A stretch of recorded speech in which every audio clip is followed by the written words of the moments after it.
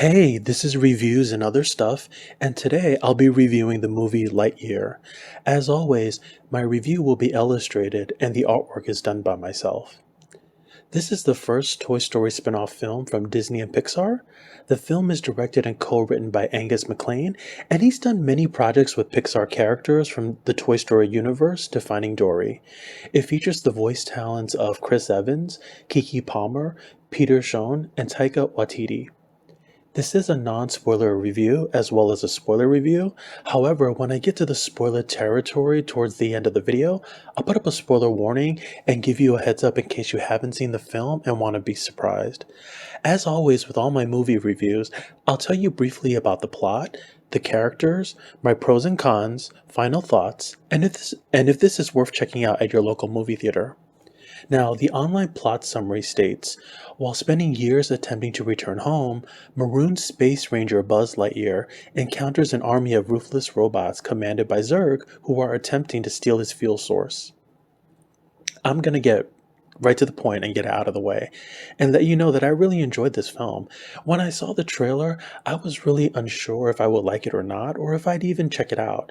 I'll be upfront, I'm not the biggest fan of the Toy Story franchise, and the fourth film didn't exactly knock my socks off. I mean, they were really milking this franchise to death. Okay. With the Toy Story franchise, I can take it or leave it. I'm not a diehard fan. Plus, this film is not the usual setting that we've come to expect from the franchise. So, at the start of the film, there is an explanation provided as to why this film takes place in space.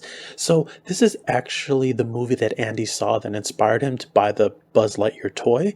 Now, if I was a little kid, I'm not 100% sure if this movie would lead me to buy that toy or not, but that's the explanation, so we have to accept it. Now, the film takes place in outer space, and Buzz is doing Space Ranger work with his best friend Alicia, exploring a planet in outer space. You know, doing what Space Rangers love to do, explore. Immediately, I love the outer space setting. It reminded me a lot of Ridley Scott's Alien and Prometheus, from the spaceship to the metallic corridors to their mission and so forth. Those are the vibes I was getting from this film, and I was here for it. As seen in the trailer, while on a space mission, they end up getting stranded on the same planet they were exploring. And before you know it, a whole year has gone by, and they end up building an entire base where Buzz, his friends, and coworkers have learned to survive on the planet. I know, right? Can you imagine being stuck on an unknown planet for over a year? Beyond crazy.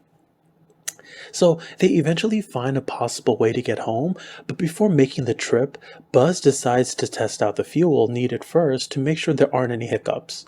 Unfortunately, he ends up being unsuccessful and continues to make several attempts.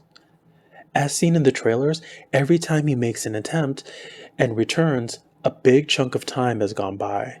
On top of that, evil robots that look like Cyclops are chasing after Buzz, including a supergiant robot known as Zurg is out to get him. This is the basic premise of the film. So let me move on to my pros and cons of the film, or I'll end up having to give away too many secrets. So my first pro is the animation. Pixar just seems to have the magic touch when it comes to computer-based animated films. I have no idea if it's the technology they have, the team of artists, but everything in the film looks visually stunning. For example, the way the sun will shine down on Buzz's suit, and you'll see the color slightly change as he is further away from the sun, and it's just really splendid. The amount of time and energy spent to put that much detail in the animation is an amazing feat, so a big thumbs up to everyone behind the scenes that made this film possible. I mean, there's so many people involved. There were an insane amount of names during the end credits, so, thumbs up to them again. Second, the voice acting is done really well in this film.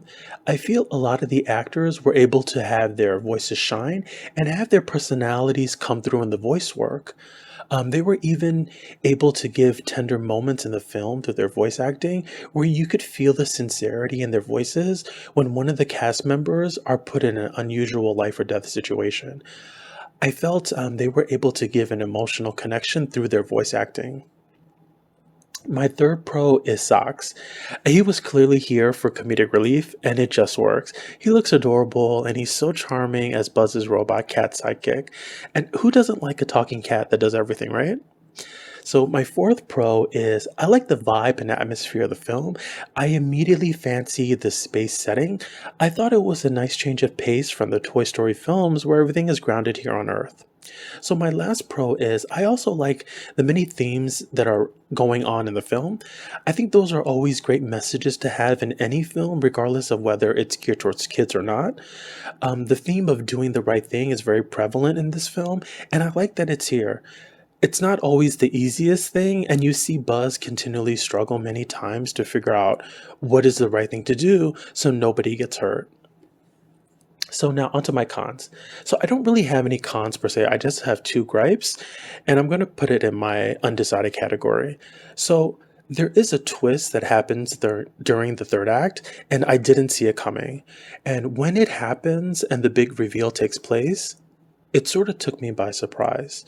My issue was they do explain why this happened, but I didn't catch everything, so it didn't sink in like I needed it to. So I can't properly explain it to you. So I feel like I do need to watch this film another time to really understand that twist and reveal. And my second gripe is one of the characters is named Mo Morrison. And as soon as he is on screen, he is nonstop verbal diarrhea, like Peter Parker. I'm sitting there thinking and asking myself, who is this? This voice sounded so familiar. So I looked it up after the film ended, and it's Taika Waititi from Green Lantern and Thor. He plays Korg in the Thor films, and he pretty much is playing Korg here as well. A ditz that just won't stop talking, just spouting complete randomness. And I can picture him in the recording booth going off script and ad-libbing new lines nonstop, and then the animation department going bonkers trying to redraw everything to accommodate his randomness. Okay, so on to my final thoughts. And then I'll go into spoiler territory right after. This film gets a 7 out of 10 from me. It's an above average animated film and extremely well done. I was so shocked when the box office numbers came out and saw that this film has been continually struggling ever since. I have no idea why, and I wish I could interview people to really find out why. I immediately assumed this was going to be another $1 billion club film for Pixar. And I can't imagine people being that confused thinking it would drop on Disney Plus. That makes no sense. And I'm not sure if it's the LGBT element in the film, and I also wanted to commend Disney for adding that into a big budget kids film. It was a risk, and they took it. The LGBT moment is so innocuous, and it's one of those blink and you'll miss it moments. Like, honestly, I can't imagine that being a deterrent for why this film was unsuccessful, and I doubt kids would even pick up on it. Overall, it's a very entertaining film, and I think kids will enjoy it along with adults. I feel they were able to fuse the right elements for both kids and adults plot wise and comedic tone, and that is probably why this film works so well. I mean, maybe that is why it struggled because it's more mature and sophisticated than one would think for a kids film. I don't know. I was rarely bored throughout the film, and there was never a dull moment. I felt like everything moved and transitioned at a good steady pace. There are a decent amount of action sequences and tense moments in the film as well, so it has a bit of everything going for it. For me, this is definitely way better than Toy Story 4 and way better than Onward. I mean, Onward was a total disaster. With that being said, I highly recommend you check this out and see it at the movie theaters because I think it provides an entertaining time at the movies with the kids. It's great escapism. You'll be entertained and touched and get the feels that only Pixar can do. So that leads me to the spoiler part of my video. So here is your warning. So if you want to check back in after you've seen the film, please do so. But here it is. Here comes the spoilers. So as noted in my non-spoiler section, a significant amount of time passes every time Buzz does a test run to see if the fuel is enough to get him back home. So his best friend Alicia eventually passes away because so much time has gone by in between his trips. Like, that was tough to watch because I like their friendship, and I wish it didn't have to end. So my next spoiler point is the big reveal in the third act. So we find out the giant robot, Zurg, that's chasing after Buzz is actually Buzz, but it's just another version of himself, sort of like the multiverse, but it's an older version of him, like in his 60s with gray hair.